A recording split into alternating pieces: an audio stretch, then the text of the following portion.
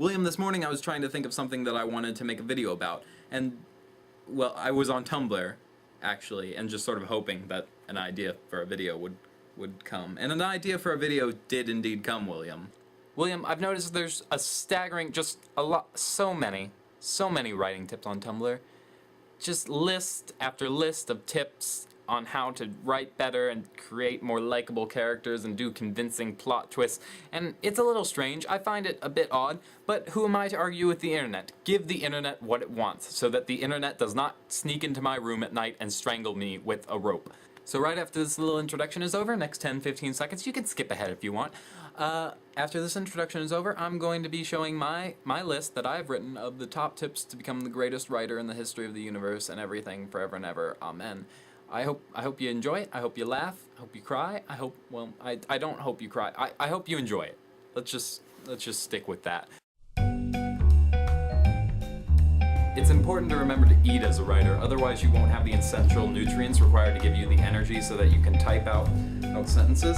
I suggest that you learn to like ramen because as a writer, it's probably all you're going to be able to afford. I also suggest drinking lots of coffee or tea. It means that you can work on your screenplay or novel while you're in a cafe. Cafes are a really good work environment because, as we all know, people jostling around you and making loud noises really boosts your productivity. I also suggest eating lots of oranges because, little known fact, metaphors are actually made out of vitamin C. Before you even get started, you're going to need some inspiration. Inspiration is the thing that makes great writers, not technical ability or talent. No, inspiration. With inspiration, you can become the greatest writer. There are a few ways to get inspiration.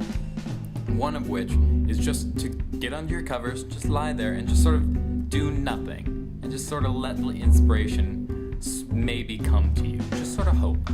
And generally that works. If that doesn't work, I suggest on a day like today, when it's raining and horrible outside, you just stare out the window.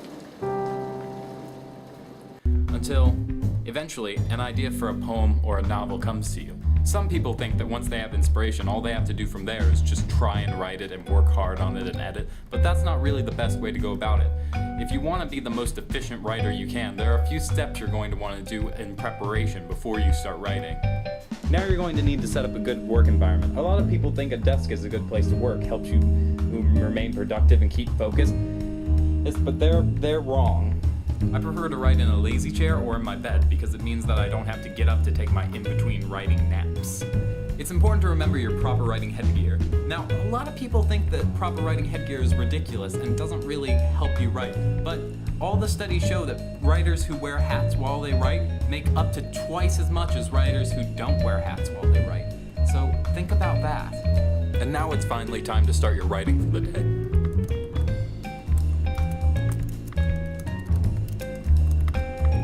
Well, that's about enough for the day. You don't want to tire your creative muscles out.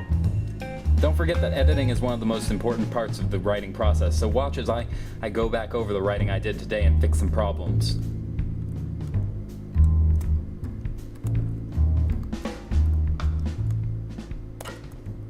So that's it, William. I've given you my secrets. If you follow those tips, you too can be one of the greatest writers of our generation. You're welcome.